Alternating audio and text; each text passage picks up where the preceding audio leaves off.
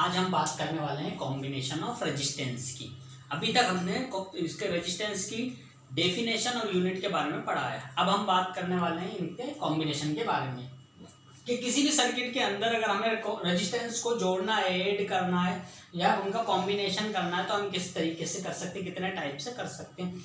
तो combination of resistance R two types, first series combination and second parallel combination. First of all we can discuss series combination. In series combination, suppose that R1, R2 and R3, R1, R2 और R3 तीन resistances हैं।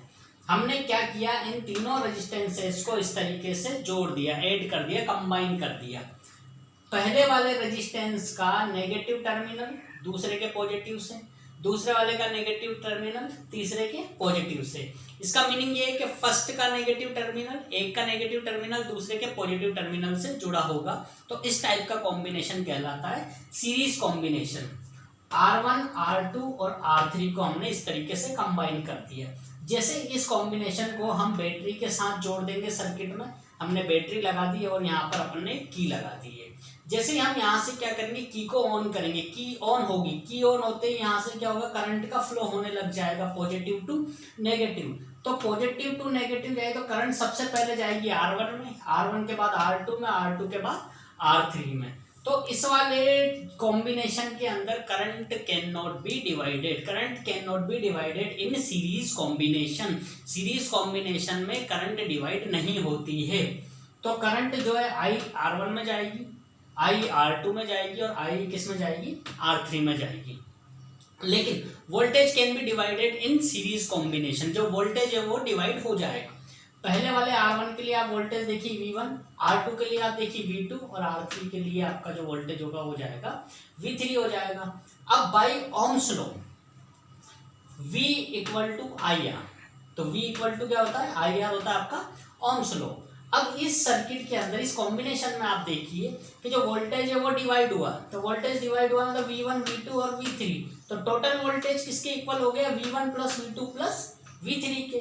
तो आप देखिए कि जो V1 की value होगी, V1 की वैल्यू क्या हो जाएगी, I R1, same as V2 की वैल्यू क्या हो जाएगी, I R2 और V3 की वैल्यू क्या हो जाएगी, I R3।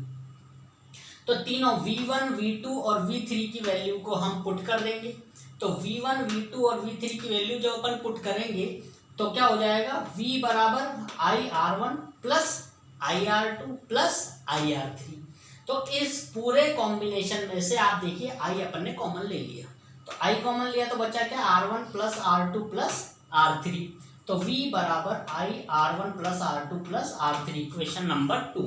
Compare the equation 1 and 2। Equation 1 और 2 को हम क्या कर रहे हैं, कंपेयर कर रहे हैं। कंपेयर करेंगे तो आप देखें V बराबर IR equal to I R1 plus R2 plus R3। तो I से क्या हो गया, I कैंसिल हो गया, तो R इक्वलेंट बराबर क्या हो गया आपका, R1 plus R2 plus R3। तो ये आपका कौन सा कॉम्बिनेशन हो गया, सीरीज कॉम्बिनेशन। सीरीज कॉम्बिनेशन में आप जब भी क्या करेंगे, अलग अलग रेजिस्टेंसेस को जोड़ेंगे तो इनका जो इक्विवेलेंट होगा वो क्या हो जाएगा, सबका सम हो जाएगा। जितने भी रेजिस्टेंस होंगे सब आप क्या होंगे, आपस में कंबाइन हो जाएंगे, ऐड हो जाएंगे, जुड़ जाएंगे। इसके बाद हम बात करते हैं सेकंड कॉम्बिनेशन की। हमारा जो सेकंड कॉम्बिनेशन है वो है पैरेलल कॉम्बिनेशन। पैरेलल कॉम्बिनेशन में आप देखिए कि जब भी हम रेजिस्टेंसेस को जोड़ते हैं तो वो इस तरीके से जोड़े जाते हैं, इस तरीके से कंबाइन होते हैं कि पहले वाले रेजिस्टेंस का पॉजिटिव टर्मिनल दूसरे वाले के पॉजिटिव से और दूसरे वाले का पॉजिटिव तीसरे के पॉजिटिव से ऐड होता है या जुड़ता है। इसी तरीके से पहले वाले का नेगेटिव टर्मिनल दूसरे के नेगेटिव से और दूसरे वाले का नेगेटिव तीसरे के नेगेटिव टर्मिनल से जुड़ जाता है। ऐसे मतलब सेम जो टर्मिनल होते हैं वो आपस में कनेक्ट हो जाते हैं, जबकि सीरीज कॉम्बिनेशन में अपोजिट टर्मिनल कनेक्ट होते हैं।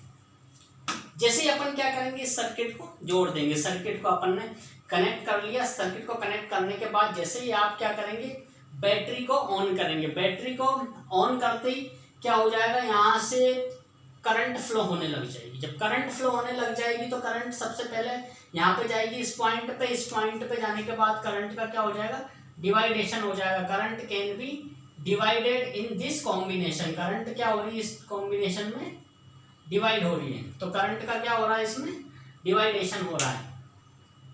करंट सबसे पहले पॉइंट ए पे आएगी, ए पे आने के बाद 3 पार्ट में बट गई, I1, I2 और I3। तो पहले वाले रेजिस्टेंस के पास कौन सी करंट पहुंचेगी, I1, दूसरे वाले रेजिस्टेंस के पास पहुंचेगी I2 और तीसरे वाले रेजिस्टेंस के पास पहुंचेगी I3। ये हुआ इसका डायग्राम के बाद हम बात करते हैं फॉर्मूले की, ये फॉर्मूला कैसे इसका ड्राइव होता है। I बराबर I1 plus I2 plus I3, इस पूरे सर्किट में जो टोटल करंट है वो है I, और किसमें डिवाइड है, I1 plus I2 plus I3। तो I बराबर I1 plus I2 plus I3 को अपन ने मान लिया इक्वेशन नंबर 1, और बाई ओम्स लॉ क्या कहता है, V बराबर IR, तो I बराबर क्या हो जाएगा, V अपॉन R।